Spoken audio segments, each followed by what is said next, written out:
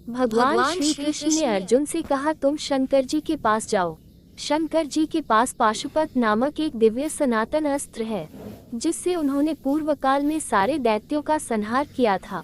यदि तुम्हें उस अस्त्र का ज्ञान हो तो अवश्य ही कल जयद्रथ का वध कर सकोगे। उसके बाद अर्जुन ने अपने आप को ध्यान की अवस्था में कृष्ण का हाथ पकड़े देखा। कृष्ण के साथ वे उड़ने लगे और सफेद बर्फ से ढके पर्वत पर पहुंचे। वहां जटाधारी शंकर विराजमान थे। दोनों ने उन्हें प्रणाम किया। शंकर जी ने कहा, वीरवरों, तुम दोनों का स्वागत है। उठो, विश्राम करो और शीघ्र बताओ तुम्हारी क्या इच्छा है। भगवान शिव की यह बात सुनकर श्री कृष्ण और अर्जुन दोनों हाथ जोड़े खड़े हो गए और उनकी स्तुति करने लगे। अर्जुन ने मन ही मन दोनों का पूजन किया और शंकर जी से कहा, भगवान, मैं आपका दिव्य अस्त्र चाहता हूँ।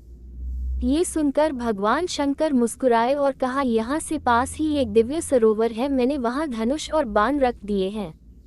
बहुत अच्छा कहकर दोनों उस सरोवर के पास पहुँचे। वहाँ जाकर देखा तो दो नाग थे। दोनों नाग धनुष और बाण में बदल गए। इसके बाद वे धनुष और बाण लेकर कृष्ण अर्जुन दोनों शंकर भगवान के पास आ गए और उन्हें अर्पण कर दिए। शंकर भगवान की पसली से एक ब्रह्मचारी उत्पन्न हुआ, जिसने मंत्र जप के साथ धनुष को चढ़ाया। वह मंत्र अर्जुन ने याद कर लिया और शंकर जी ने प्रसन्न होकर वह शस्त्र अर्जुन को दे दिया। ये सब अर्जुन ने स्वप्न में ही देखा था।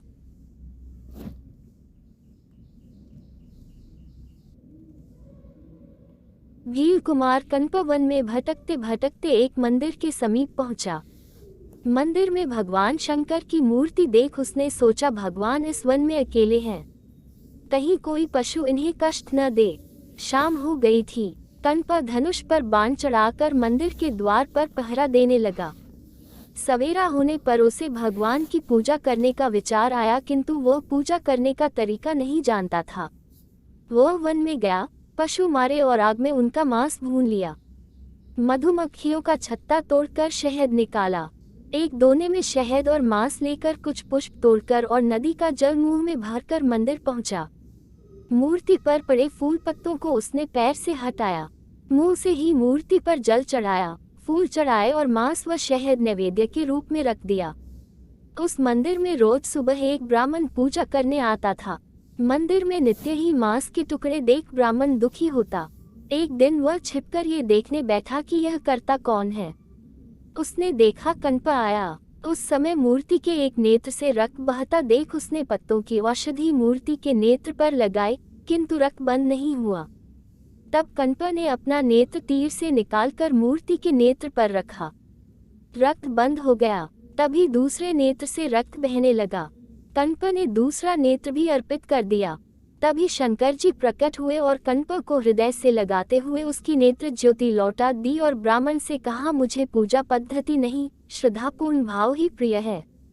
वस्तुतः ईश्वर पूर्ण समर्पण के साथ किए स्मरण मात्र से ही प्रसन्न हो जाते हैं और मंगल आशीषों से भक्त को तार देते हैं।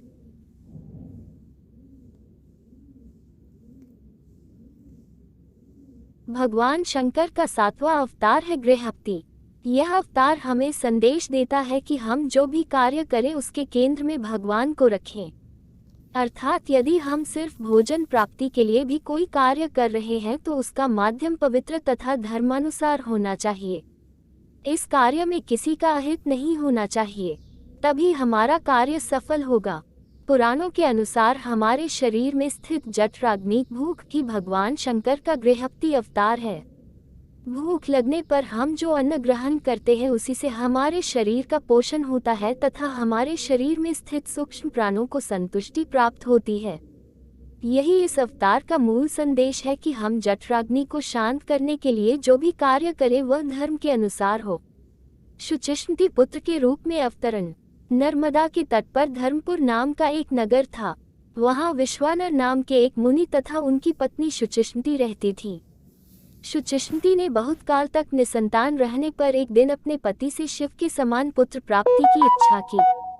पत्नी की अभिलाषा पूरी करने के लिए मुनि विश्वनाथ काशी आ गए। यहाँ उन्होंने घोर तप द्वारा भगवान शिव के वीरेश लिंग की आराधना की। एक दिन मुनि को वीरेश लिंग के मध्य एक बालक दिखाई दिया। मुनि ने बाल रूपधारी शिव की पूजा की। उनकी पूजा से प्रसन्न होकर भगवान शंकर ने शुचिष्मति के गर्भ से अवतार लेने का वरदान दिया। कालांतर में शुचिष्मति गर्भवती हुई और भगवान शंकर शुचिष्मति के गर्भ से पुत्र रूप में प्रकट हुए। कहते हैं पितामह ब्रह्मा ने ही उस बालक का नाम बृहस्पति रखा था।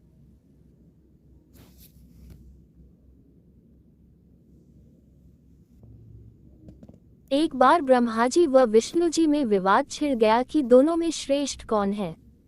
ब्रह्मा जी सृष्टि के रचयिता होने के कारण श्रेष्ठ होने का दावा कर रहे थे और भगवान विष्णु पूरी सृष्टि के पालनकर्ता के रूप में स्वयं को श्रेष्ठ कह रहे थे। तभी वहां एक विराट ज्योतिर्मय लिंग प्रकट हुआ। दोनों देवताओं ने सर्वानुमति से यह निश्चय किया गया कि जो इस लिंग के छोर का पहले पता लगाएगा उसे ही श्रेष्ठ माना जाएगा। अतः दोनों विपरीत दिशा में शिवलिंग का छोर ढूंढने निकले। छोर न मिलने के कारण विष्णु जी लौट आए। ब्रह्मा जी भी सफल नहीं हुए, परंतु उन्होंने आकर विष्णु जी से कहा कि वे छोर तक पहुंच गए थे। उन्होंने केतकी के फूल को इस बात का साक्षी बताया। केतकी के पुष्प ने भी ब्रह्मा जी के इस झूठ में उनका साथ दिया। ब्रह्मा जी के असत्य कहने पर स्वयं भगवान शिव वहां प्रकट हुए और उन्होंने ब्रह्मा जी की आलोचना की। दोनों देवताओं ने महादेव की स्तुति की। तब शिव जी बोले कि मैं ही सृष्टि का कारण, उत्पत्तिकर्ता और स्वामी हूँ। मैंने ही तुम दोनों को उत्पन्न किया है। शिव ने केतकी पुष्प को झूठा साक्ष्य देने के लिए दंडित करते हुए कहा कि यह फूल मेरी पूजा में उपयोग नहीं किया जा सकेगा। इसीलिए शिव के पूजन में कभी केतकी का पुष्प नहीं चढ़ाया जाता।